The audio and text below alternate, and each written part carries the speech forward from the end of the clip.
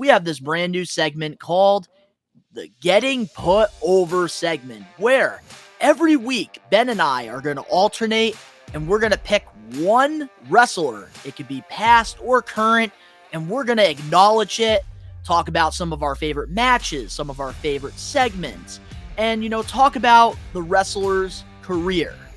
And this week, I wanted to give Ben the honor of picking the first wrestler we're going to put over. My homie, the Animal Batista. That's going to be fucking great, man. I'm really excited to talk about it. So this week, we're going to be talking about the Animal Batista. This was, Ben's pick. Next week, I'll be, picking a wrestler that we're going to put over. But, with this, the Animal Batista, what was your favorite era of the Animal? Oh, obviously, fucking between 05 and 06, dude. That was, most memorable. That's when he became Batista and, really fucking popped career-wise. Putting on the World Heavyweight title was probably the best thing for this dude's career at the time because he was hot over with the crowd. The fucking Evolution story was really wrapping up around this time, and that was a massive fucking stable that is still talked about to this time, it was really a time to be alive. I feel like Evolution was the four horsemen. The modern day aggression era. The modern day four horsemen with guidance from an actual member of the four horsemen. So it's that was just wrapping up, and obviously we saw how it culminated at WrestleMania 21, which was ironically enough one of my favorite matches. But if we're going to be talking about one of my favorite matches in this era that really stood out, it's actually one that's completely not talked about and gets really overlooked because I thought this was fucking sick as a kid.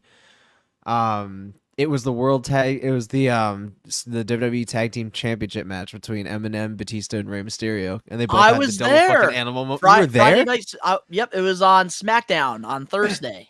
Yes, it was, and you were there at the event. I was. That's where I got burnt by the boogeyman. Oh, fuck. Okay. Yeah, no, that's 100%. Yeah, that's that match is one of my favorites. SmackDown Tag Team Champion. Yes, that is actually one of my favorite matches of all time with Batista. Really? Yeah. In Springfield, Mass? Yeah. Where the fuck was I, bro? And it was televised? It was televised. Not live, but it was televised. On Thursday, I believe the taping took place on Tuesday. And this was, I believe, a week before Armageddon. In Springfield? Yes. What the fuck? 2005. Yeah, but regardless of the fact, I got burnt by the boogeyman. Shit was sick as fuck, bro. That was one of the most memorable matches for me because I was a huge Rey Mysterio fan at the time. He was on a hot streak because of everything going down. Eventually in 06, he ended up winning the World Heavyweight title. And that obviously caused very interesting concern considering, at WrestleMania 22, Dave Batista was already there backstage saying it didn't matter who won the fucking title because they were just holding it until he got back. Rey was one of his best friends at the time. So that obviously made an interesting thing upon his arrival. So yeah, man, one of the greatest of that era. Greatest. There's so much to talk about with him. I feel like the Joey Mercury and Johnny Nitro match versus Rey and Batista don't get talked about much because at the time there was, reports going around with Molina and, Batista at the time. There was an affair going on. And I think that gets talked about a lot more than the match itself. But I really enjoyed that. That was a fun, dream match because obviously we were kids during the Ruthless Aggression era, and Batista and Rey Mysterio, they felt larger than life to us. They were huge at the time, They were superheroes to us. And big over at the time. It was so cool to see these guys hold the tag team championships. And the storytelling back in the day, man, was just so fucking top notch. I miss when creative was that fucking clever, dude. It was just so goddamn good. They utilized everything to the right standpoint. It was just so good, and Batista was handled beautifully between the years of 04 and fucking, I want to say up to 08 maybe. Probably 2008. I think when he had that heel turn on Rey Mysterio, that's where it all really went downhill. When he I wasn't a fan of heel Batista as much. I wasn't either. I think he was a way better babyface. 100%. Like the He was like a. crybaby Batista in 2010 that quit. I don't know. I just wasn't a fan of that It run. pissed me off so much, bro. It pissed me off. Like it really like tarnished who he was, and it just.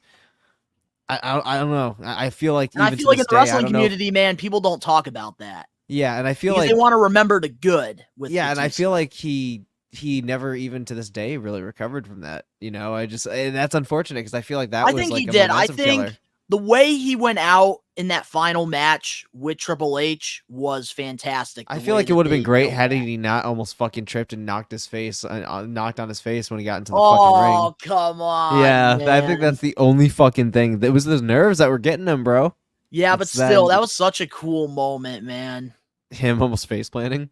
That Well, the was a whole cool match moment. itself was very No, solid. it was dope. It was a solid match, but at the same time, man, I mean, it just And the there's way they so did it much to too, talk like about. with Ric Flair's, celebration, having, Mhm. Batista attack him at the end. And that's how they built the Triple H versus Batista match. And then Batista said, "This is my final match." And, he wanted to go against him. Loved it, man. And that's like where, I gotta, get into this with Batista and put him over. Got to go back to 2005. I love the way that they did this for WrestleMania 21. Just like John Cena and JBL, they created two big superstars at WrestleMania 21, and it Oh all yeah. worked out perfect. And I think, with Batista winning the Royal Rumble, and then, Triple H trying to convince him, to go after JBL, and then that, famous contract signing there, he chose, Triple H, power bombed him through the table. The fans loved it. And then, he got that big moment at WrestleMania. I loved, Batista versus Triple H. Even the Hell in the Cell match that took place at Vengeance. That was one of my favorite Triple H Batista matches. And we even And got I some think, color in that match too. man, and I don't know, I just We think that got my favorite color. work when it comes to the animal was always with Triple H. They Oh just had yeah. great chemistry. Absolutely, And because it that dude made was basically sense mentored. that, Batista would begin his career. Well, let's not talk about Reverend and Devon. Oh yeah, Triple yeah, H when he was with no. Evolution. Yeah. That's when, he got his big break in the business. Oh yeah. And I can't believe that Mark Jindrak was supposed to be the one in Yeah, I Evolution saw the fucking I saw and the not vignettes, Batista. yeah. That's crazy, especially doing like vignettes without Batista in there. And it was Mark Jindrak, yeah. It was weird. It was really fucking weird. Yeah. And that's the thing, like, for, and I love that, like, he started his career when he got his big break with Triple H in Evolution, and he ended his career with Triple H.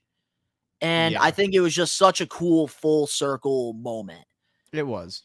And in this getting put over segment, I will not talk about 2014 when they tried bringing him back and took Daniel Bryan's moment and had him win the Royal Rumble. We'll try to like not acknowledge that or talk about that because we're trying to put Batista over here. Yeah, I got you. All right, but now as a kid with Batista, and I think this is the best way to end this off.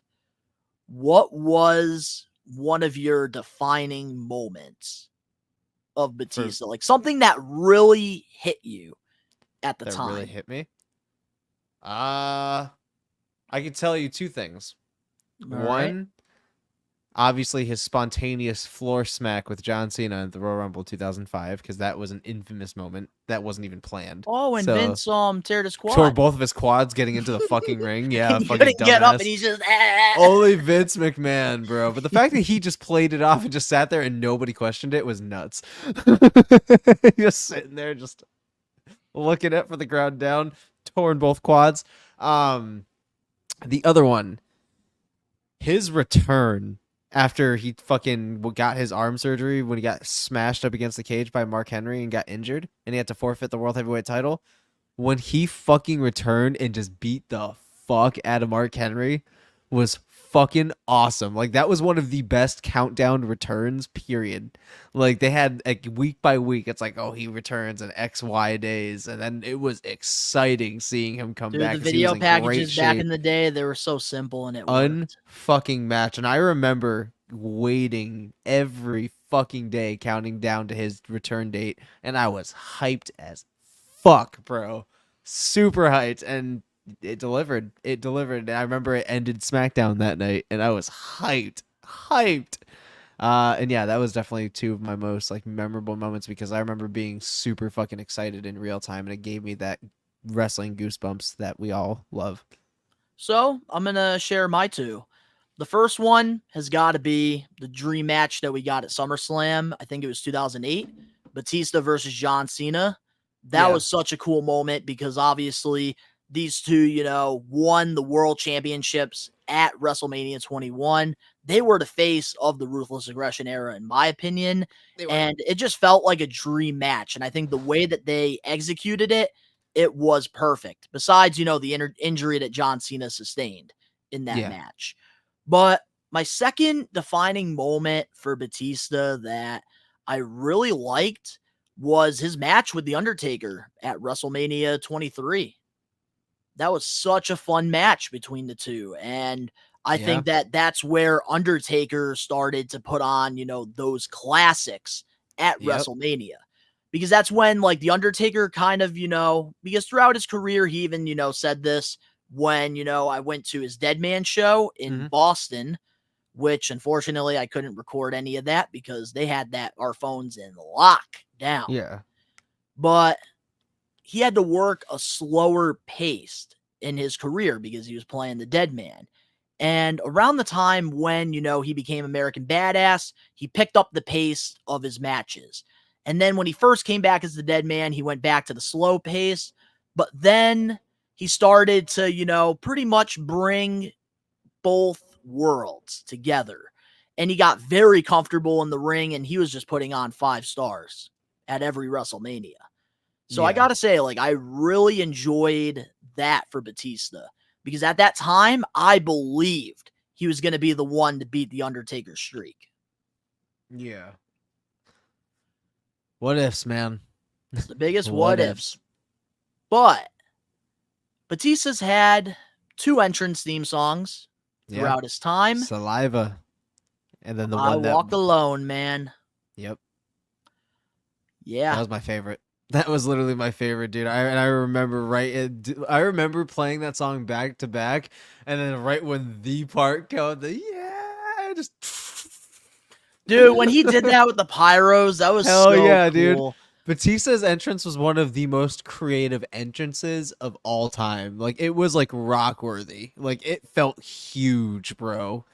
Like every entrance that he was a part of that he came out to, the pyro, the fucking, even when he got out to the ring, threw up his arms and then did the little fucking shit with his like fucking booby dance shit that he did. Fucking epic, bro. And then like, doing the Ultimate Warrior thing on the ropes too.